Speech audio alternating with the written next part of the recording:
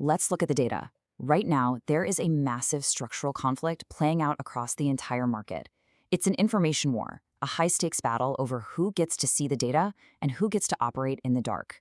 And right at the heart of it is a fundamental question that's going to impact the future of every single retail trader out there. So let's just ask it straight up. Is the golden age of retail data, this incredible period of transparency that kind of leveled the playing field, is it actually over? Well, the answer is complicated, and it really uncovers a huge divergence in the market that, frankly, demands our attention. All right, let's break down the mechanics here. What we're witnessing is a structural fight between two, well, completely opposing forces. On one side, you've got organized retail demanding more transparency than ever, and on the other, you have institutional players who have a huge strategic incentive to operate in the shadows. So on one side of the battlefield, we have a market force that is, completely new. This isn't the retail investor of 10 years ago. We're talking about organized, data-driven investors represented by groups like We the Investors. And they aren't just sitting on the sidelines anymore. They're actively trying to re-engineer the market for more transparency, demanding access to the same critical data the big guys get. But here is the market anomaly, the real divergence. While retail is pushing for more light, a regulatory proposal is pushing for, well, a whole lot more shadow. The SEC actually proposed raising the reporting threshold for Form 13F, which is a key institutional disclosure, from $100 million to a staggering $3.5 billion. That is a 35 times increase. Just let that sink in. Now, what's really interesting here is the justification. The SEC estimates this change would still capture over 90.8% of the dollar value of reported holdings. But that number, it hides a really crucial fact.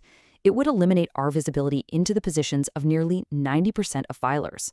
We're talking thousands of smaller, more agile funds whose moves often signal major market shifts way before the giants even start to move.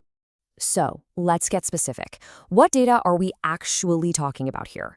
This isn't just some background noise. This is the core of the retail trader's arsenal. This is the data we use to identify high-probability setups and manage our risk. First up, Form 13F. You can think of this as our primary window into institutional money flows. It's a quarterly report showing the long positions of managers with over $100 million in assets. For us, it's basically a map showing where the big money is accumulating or distributing their positions. Losing access to thousands of these maps, that's a significant blow. The second critical piece of the puzzle is short interest data. This metric tells you exactly how many shares are being bet against a company. And when that short interest gets abnormally high, it creates what's essentially a coiled spring effect. Any significant buying pressure can trigger a violent price surge we all know as a short squeeze. For retail, this data is one of the primary signals for finding these explosive opportunities. And look, this isn't just theory. Just take the Coles setup as a perfect case study. Right before a massive rally, the short interest was reported to be almost 50% of the float. That single data point was a blaring, flashing red light that the stock was a prime squeeze candidate. Without public, transparent data, these kinds of anomalies become almost impossible for us to spot. Okay, so now let's shift gears and look at the other side of this equation. We have to look at this objectively. Institutional players aren't villains in some movie, they're just market participants using a structural playbook that by its very nature favors obscurity to get their strategies executed. And this is their toolkit for staying in the dark. They use complex derivatives, like total return swaps, to build up these massive, leveraged positions that are completely hidden from 13F filings. They execute huge blocks of shares and dark pools, these private exchanges, to avoid tipping off the public market. They even have special exceptions, like for bona fide market making, that let them operate under totally different short sale rules. Now, this isn't cheating. These are just the structural realities of the institutional game. And this kind of opacity, it isn't just theoretical. It has catastrophic, real-world consequences. The total collapse of Archegos capital was a direct result of these hidden positions. They used swaps to build leveraged bets that were completely invisible to the rest of the market. And when it all imploded, the crisis was immediate and it was severe.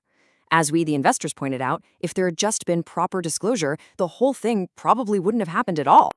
So if the information landscape is shifting, if institutional data is becoming more scarce, what is retail's next move? This isn't about giving up. It's about adapting. It's about finding the new edge. So here's a balanced way to look at it. The bear case is pretty obvious. Less transparency just widens the information gap, making it way harder to track smart money. But the bull case is that this exact pressure forces innovation. It pushes retail to focus on higher quality data, to develop much sharper strategies, and to build new tools to fill in those information gaps. And that brings us to what might be the most important question for every single trader watching this. If the institutional data we've all come to rely on is being hidden from us, where does the new alpha, the new edge, come from? The answer might lie in unconventional data sources. I mean, academic research is now validating what a lot of traders have suspected for a while. Social media sentiment can be a quantifiable predictive tool. This paper from archive.org makes it crystal clear. Analyzing platforms like Reddit can be an invaluable tool. But let's be real, this isn't a silver bullet. Raw sentiment is super noisy, and it can be manipulated. The real edge isn't just in having the data, it's in how you model it. And that's where things get really, really interesting. We now have models that are capable of quantifying that sentiment with pretty stunning accuracy. In testing, models like BERT Tweet got an 85% accuracy in classifying financial chatter against human labels. The new alpha isn't just in tracking old institutional flows, it's in leveraging this kind of analysis to get ahead of the new flows before they even hit the tape. Now, it is absolutely crucial to state that this analysis is purely for educational purposes. The market data changes incredibly fast, and this is not financial advice. You have to always conduct your own due diligence before making any investment decisions. We are tracking these flows in real time, so while you analyze the next move, check out the tools we've got in the description. You can sign up for Public to get $20 in free assets, check out Webull for that BTC promo, or look into NVDA on Moomoo. All the links are down below. And hey, like and subscribe for more deep dive analysis. Look, the information war is real, but the game has always been about one thing: adaptation. The data is changing, the edge is shifting. The only question is, will you adapt with it? Stay disciplined, stay liquid.